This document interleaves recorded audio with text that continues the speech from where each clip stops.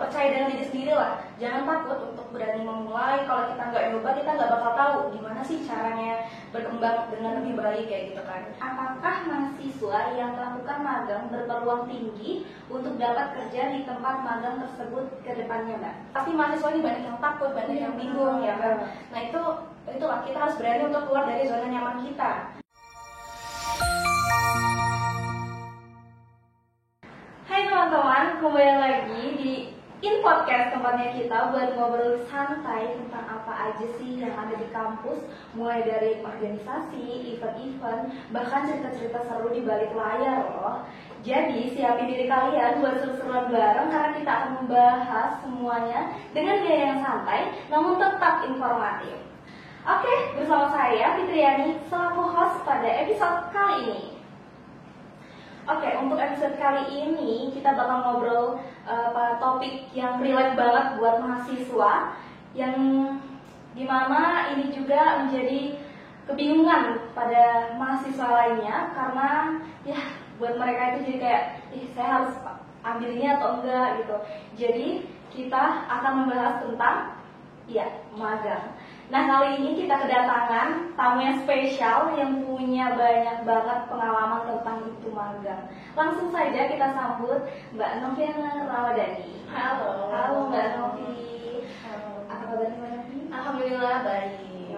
Jadi kesibukan Mbak berapa akhir pekan ini apa aja nih Mbak? Oke, mungkin ya karena saya sebagai mahasiswa akhir juga, jadi saya kesibukannya sambil skripsi, kemudian juga ada ikut magang juga. Oke, jadi Mbak sekarang ini lagi magang? Iya, lagi magang. Di mana tuh Mbak? Oke, alhamdulillah saya berkesempatan nih magang di PT Telekomunikasi Indonesia atau biasa kita kenal dengan Telkom. Oke. Saya kebetulan bertempat di Balikpapan kantornya, jadi Telkom Regional Kalimantan. Oh, jadi Mbak sekarang lagi di Samarinda ini rumah sendiri? Saya di Samarinda ngekos, rumahnya di Balikpapan. Oh, jadi enak ya Mbak ya? Luar biasa sekali. Jadi Mbak Novi ini magang di Balikpapan, dekat di rumahnya juga. Jadi kalau ke kampus ini ke Samarinda ya Mbak, kalau ada kesibukan di Samarinda. Iya, betul. Oke teman-teman, kita masuk ke segmen yang utama, di mana topik kali ini benar-benar relate yang sudah saya bilang tadi, yaitu tentang magang talks, mengupas peluang dan tantangan. Siapa sih di antara kalian yang pernah kepikiran mau mencoba tentang magang dan masih ragu-ragu? Atau di kalian ini udah pernah magang namun kinerjanya belum maksimal? Tapi tenang aja, di sini kita bakal bahas tuntas tentang peluang apa aja sih yang bakal kita raih dari magang tersebut dan tantangan apa aja sih sebenarnya yang bakal kita hadapi untuk siap terjun ke dalam dunia kerja. Langsung aja kita tanya ke suhunya, ke Mbak Novi nih. Boleh dong nih Mbak cerita-cerita sedikit pengalaman Mbak dari magang tersebut. Terus apa aja sih Mbak sebenarnya benefit yang Mbak dapetin dari magang tersebut? Oke. Mungkin halo teman-teman, tadi dikenalkan saya Novi ya. Jadi alhamdulillah pada semester 7 ini saya berkesempatan nih ikut magang Kampus Merdeka. Nah, ini merupakan program Kemendikbud yang waktu itu masih Pak Nadiem Makarim nih yang menjabat. Jadi saya ikut program magang Merdeka. Nah, ini program ini bisa konversi 20 SKS juga. Jadi teman-teman untuk adik-adik mahasiswa ya, ini boleh banget dicoba. Misalnya program yang masih ada, kalian boleh banget nih ikut magang Merdeka itu tadi. Nah, sekarang saya berkesempatan magang ini di PT Telekomunikasi Indonesia ya, yang saya bilang tadi, itu ada kantornya di Balikpapan. Dan saya tergabung pada unit namanya Regional User Service. Jadi saya di bagian IT support. Nah, untuk pengalaman sendiri sekarang udah berjalan kurang lebih 3 bulan. Dan saya ini bidang itu berkutik di bidang data dan juga administrasi lah. Jadi untuk pengalaman-pengalaman yang saya dapat ini cukup banyak. Jadi seperti gimana ya caranya kita bersosialisasi lah dengan orang-orang yang ada di kantor. Terutama kan kita pasti lingkupnya ini berada di orang-orang yang profesional lah, yang ada di jabatan tinggi kayak gitu kan. Jadi bagaimana sih cara kita berkomunikasi dengan mereka-mereka ini kayak gitu. Oh, selain itu sudah pengalaman Mbak yang itu benefitnya apa aja tuh Mbak? Oke, benefitnya ya. Yang pertama tadi ada relasinya. Iya ya, relasi. Kemudian yang kedua, saya belajar hal baru lah. Dan kita juga mengimplementasikan nih apa yang kita pelajari di SI tentunya. Dan mungkin teman-teman kita di SI ini kan bidangnya banyak banget ya yang kita pelajari. Jadi ada bidang data, desain, coding, dan lain-lain. Nah, saran saya untuk teman-teman semua, kita wajib banget nih untuk dari semester awal ini udah mulai untuk mencoba memahami lah basic-basic apa aja sih yang ada di SI ini, apa aja skill-skill yang perlu kita kembangkan kayak gitu. Dan menurut saya pribadi sejauh ini banyak banget lah ilmu-ilmu yang ada di SI ini yang diterapkan di proyek-proyek yang saya dapatkan di Telkom kayak gitu. Gitu. Jadi itu teman-teman yang benefit yang Mbak Novi rasakan, dan pastinya masih banyak lagi ya Mbak Iya, yang bakal kita dapat dari magang tersebut. Oke. Di sini juga saya pengen tanya nih Mbak tentang skill nih. Jadi skill apa aja sih Mbak yang menurut Mbak yang paling penting lah untuk mahasiswa punya supaya dia bisa terjun langsung ke dunia magang tersebut? Oke, jadi mungkin yang pertama itu niat dulu deh. Yang dari itu niat dulu ya. Niat. Jadi niat ini adalah niat untuk kita untuk mau terus belajar, karena dimanapun itu berada kita pasti bakal terus belajar dengan hal baru, dan itu kita memang harus percaya dengan diri sendiri lah. Jangan takut untuk berani memulai. Kalau kita nggak nyoba kita nggak bakal tahu gimana sih caranya berkembang dengan lebih baik kayak gitu kan. Terus juga bagaimana sih skill-skill yang relevan itu seperti kayak public speaking lah tentunya. Mungkin teman-teman di sini udah relate lah, udah sering dilatih juga kan di organisasi. Nah itu manfaatkanlah kesempatan di organisasi tersebut untuk berani belajar untuk public speaking, berbicara dengan teman-teman di luar sana yang memiliki pola pikir yang berbeda, jadi bisa sambungkan pendapat dan lain sebagainya. Kemudian juga yang paling penting adalah problem solving. Karena setiap kita dapat project itu pasti akan ada mentornya juga, tetapi kita tidak boleh berharap 100% dengan mentor. Kita harus berharap sama diri kita sendiri, bagaimana caranya menyelesaikan suatu project itu tadi dengan cara belajar sendiri, kemudian juga berkonsultasi dengan mentor kayak gitu. Oke, jadi bukan hanya sendiri Mbak ya di sana juga, dan tadi Mbak public speakingnya juga harus bagus, ditingkatkan dari sekarang. Jadi buat teman-teman yang udah ikut organisasi itu benefit juga dari mereka ya Mbak ya. Jadi di sini kita bukan cuma hard skill, jadi juga harus jago soft skill juga ya Mbak ya. Oke, dalam dunia magang nih Mbak, kita pasti berinteraksi ya, kata Mbak, berinteraksi sama banyak pihak ya, dari atasan, rekan kerja, partner kita, satu tim gitu. Jadi gimana sih Mbak caranya Mbak buat membangun kerjasama yang baik nih antar mereka juga selama Mbak magang? Oke. Jadi menurut saya, sepengalaman saya, jadi kuncinya kita bisa kerjasama dengan tim itu adalah komunikasi. Nah tadi masih berkaitan dengan public speaking, jadi kita bagaimana caranya kita belajar berkomunikasi nih terhadap pihak-pihak yang ada di lingkungan kerja kita. Nah itu jadi kuncinya adalah komunikasi, kemudian juga kita harus tanggung jawab dengan job desk yang telah diberikan ke kita. Jadi kuncinya tadi ada komunikasi dan paham lah, dan tanggung jawab terhadap proyek yang diberikan kayak gitu. Oke, jadi penting banget ya Mbak namanya komunikasi antar pihak lain gitu ya, supaya biar terjalin lah ya relasi kita sama dengan yang lain. Oke, jadi itu teman-teman, komunikasi itu penting banget. Jadi kita harus benar-benar bisa menjaga komunikasi kita antar pihak lain. Oke, jadi kita mau ke pertanyaan selanjutnya. Jadi kalau tadi sudah membahas tentang pengalaman-pengalaman dan benefit yang Mbak dapetin, saya mau bahas tentang tantangan. Ini kan tadi sesuai juga nih sama topik pembicaraan kita, bukan hanya pengalaman tapi tantangan. Jadi buat Mbak Novi nih, kalau dari pengalaman tadi, tantangan apa aja sih Mbak yang paling sering Mbak dapetin dan muncul saat Mbak magang, dan caranya Mbak buat menghadapinya itu gimana sih Mbak? Oke, terkait tantangan ini agak menarik ya. Jadi tadi karena seperti yang saya bilang, saya magangnya itu di bidang data dan juga coding juga tentunya. Jadi sering banget lah ya, seperti teman-teman yang udah alami juga, pasti kita sering banget mengalami kayak bug-bug program kayak gitu kan. Nah itu solusinya adalah kita mencari tahu lah di Google, di internet itu banyak tersedia, di YouTube juga banyak platform yang telah menyediakan lah solusi-solusi yang bisa kita dapatkan kayak gitu.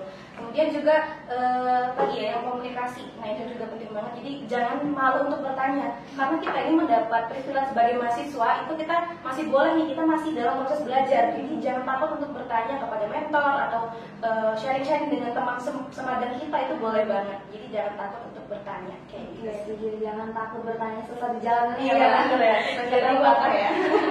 Jadi benar banget buat kata Mbak Novi, buat selalu tanya-tanya kepada Mbak atau mentor kita gitu, supaya nggak sesat di jalan tadi ya Mbak ya. Jadi banyak banget ya teman-teman buat insight menarik dari Mbak Novi. Jadi buat kalian yang tadinya mikir-mikir, aduh saya harus magang atau gimana ya Mbak, karena dari saya sendiri juga saya bingung, saya ini mau magang atau enggak ya gitu, karena benar-benar kayak bingung, aduh, dan takut gitu, apa sih yang harusnya saya mulai duluan gitu. Jadi Mbak di sana itu ngoding juga Mbak? Iya, ngoding juga. Ngolah data juga. Ngolah data. Jadi itu harus bisa gitu atau enggak? Nah, karena kita di S ini ada kan, kita dipelajarin di mata kuliah data mining, nanti mungkin kalian ngambil, ada juga program website. Nah itu makanya dari kalian awal perkuliahan itu kan harus paham lah basic-basicnya. Basicnya aja dulu, karena memang harus penguatan di basic dulu, kayak gitu. Jadi memang harus banyak belajar sendiri, dan juga tadi ya untuk menjawab pasti mahasiswa ini banyak yang takut, banyak yang bingung ya kan. Nah itulah kita harus berani untuk keluar dari zona nyaman kita. Karena kalau di kampus itu memang menurut saya masih kurang lah terkait hal-hal di dunia pekerjaan, karena kita tidak diajarin tentang hal itu. Dan kita sebagai mahasiswa harus cari tahu sendiri. Nah salah satunya adalah dengan mengikuti magang. Jadi jangan takut untuk mencoba kayak gitu. Iya sih, sebenarnya memang nggak takut untuk mencoba, dan teman-teman juga pastinya bingung di situnya sih Mbak. Karena mereka kan seperti yang Mbak jelasin tadi, yang apa sih skill yang harus kita punya sebelum kita terjun di dunia magang gitu. Jadi menurut Mbak sendiri itu juga yang penting kita jangan takut, itu adalah kuncinya ya Mbak ya. Jadi buat teman-teman kita nih pastinya saya dan teman-teman juga pasti banyak yang kebingungan harus mulai magang gitu kan. Jadi buat teman-teman belajar dari sekarang ya Mbak, dari kita cari tahu lagi bagaimana selanjutnya harusnya seperti apa, dan teliti ya Mbak ya seperti gitu. Oke teman-teman, karena tadi sudah banyak berbincang sama Mbak Novi tentang banyak banget pertanyaan, selanjutnya mungkin kita akan ke segmen selanjutnya di mana banyak pertanyaan dari kemarin sudah upload SG dari Inforsa Mbak. Siapa ada yang teman-teman yang udah punya pertanyaan kemarin akan saya bacakan, karena mungkin banyak ya saya akan memilih beberapa saja yang Oke, boleh. Oke, kita akan lanjut ke segmen selanjutnya Mbak, yaitu nanti akan saya bacakan pertanyaan-pertanyaannya diambil dari question box SG Inforsa. Jadi ada banyak pertanyaan, namun hanya 3 yang saya ambil Mbak. Jadi yang pertama ada pertanyaan dari Kiki.js. Pertanyaannya, bagaimana caranya kita sebagai mahasiswa bisa berbaur dengan mentor dan senior di magang kita, yang dimana di awal masih canggung saat ingin berbaur? Oke, terima kasih ya pertanyaan dari Kiki.js tadi ya. Oke, jadi bagaimana caranya kita berbaur dengan mentor atau dengan lingkungan kantor lah ya, dengan staff-staff yang ada di lingkungan kantor. Itu yang pertama tadi, kita jangan takut untuk memulai sebuah perbincangan lah. Jadi kita jangan takut untuk bertanya. Kemudian kita harus berani gitu untuk menyampaikan sesuatu yang membuat kita bingung kayak gitu kan. Jadi mentor ini tugasnya memang bertanggung jawab sebagai apa ya, kayak kakak kita lah di kantor itu. Jadi kita jangan malu untuk bertanya. Kemudian juga pertanyaan ini kalian boleh nanya-nanya seputar project atau seputar gimana sih kak caranya kita bisa survive nih di kantor. Jadi pertanyaan itu boleh seputar yang ada di pekerjaan ataupun yang di luar dari pekerjaan itu nggak apa-apa. Kalian juga harus bisa apa ya, ngebaca lah ini karakter kakak ini gimana nih, kita jadi harus bisa ngimbangin kayak gitu. Jadi memang penting dipilih ya Mbak, iya. Kita nggak sendiri-sendiri gitu. Nah untuk dari programnya Kampus Merdeka sendiri, jadi mentor ini udah ditentukan dari pihak magangnya kayak gitu. Oke, baik, terima kasih Mbak atas jawabannya dan semoga menjawab ya Kiki.js.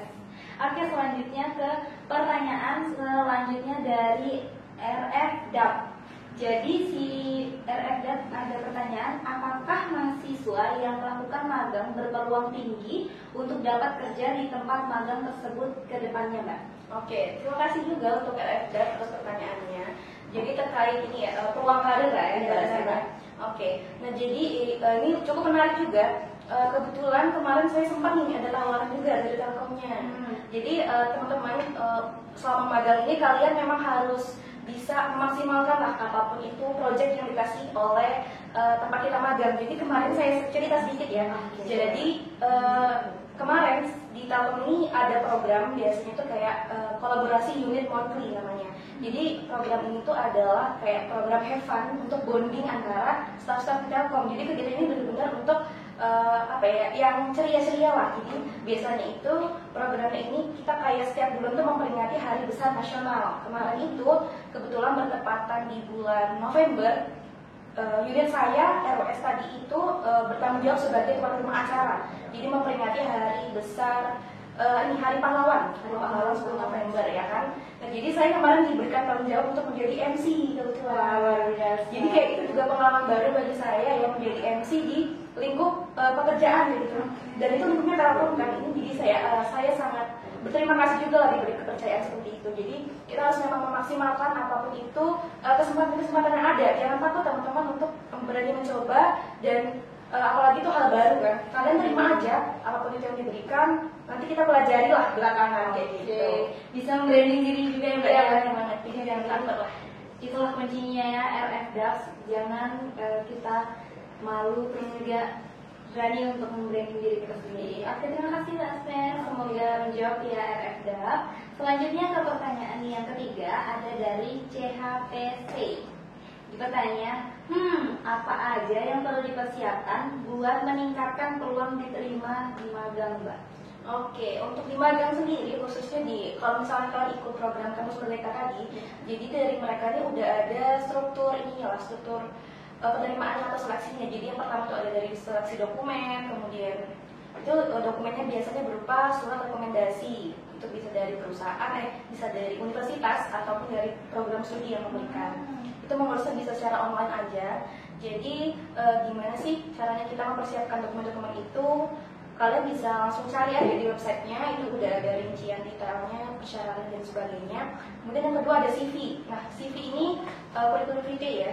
Jadi itu bagaimana sih cara kita menyusun CV kalian masing-masing ya gitu. Nah itu jadi harus kalian persiapkan dari semester awal. Kalian harus ikut kayak program-program yang di luar kampus. Kalau bisa organisasi itu juga perlu dimasukkan pengalaman kalian ikutin Forsa ataupun ikut program lain yang di luar kampus. Jadi memang harus dimanfaatkan banget ya organisasi dan UKM mungkin kalau kalian ada kegiatan-kegiatan kayak gitu. Terus juga ada dari diri kita sendiri lah, seperti dari soft skill, hard skill. Nah itu udah sekarang banyak banget lah teman-teman platform yang bisa meningkatkan soft skill dan hard skill kita. Jadi seperti ada dari Digital Kominfo, itu biasanya sering banget memberikan pelatihan gratis dan bersertifikat BNSP. Jadi kita tuh kalau belajar, ini kalau kata Pak Nadiem Makarim ya, kita kalau belajar tuh jangan cuma di dalam kampus, tapi kita harus cari pengalaman-pengalaman, ilmu-ilmu yang ada di luar kampus, contohnya ikut magang, pelatihan dan sebagainya. Oke, itu tadi dari Mbak Novi, semoga menjawab ya CHPC. Semoga kamu dapat meningkatkan peluang diterima dan semoga diterima di magang. Oke, mungkin saya mau bertanya nih Mbak, karena ini kan 3 ya, jadi saya pengen nambah 1. Jadi pertanyaan dari saya nih, kan saya bingung masuk di MSIB kalau benar ya Mbak ya. Jadi MSIB itu bisa berapa kali sih Mbak buat daftar gitu? Kan kalau saya sekali ditolak gitu, saya bisa nggak daftar lagi Mbak di semester selanjutnya? Semester berapa sih yang bisa masuk ke MSIB gitu? Oke, nah dari program MSIB sendiri ini kita bisa 2 kali teman-teman daftarnya. Jadi kita bisa 2 kali kesempatan untuk ikut tergabung dalam kegiatan tersebut. Jadi di MSIB ini program itu ada 2, ada studi independen, itu kita belajar secara online dari salah satu instansi yang kalian pilih kayak gitu. Itu bisa, iya. Dan itu contohnya kayak ada ruang guru, Biner, Revuyu, itu bisa kalian pilih sesuai dengan bidang keilmuan kalian masing-masing. Kalian tertarik di bidang apa sih? Misalnya ada data atau coding kayak gitu ya.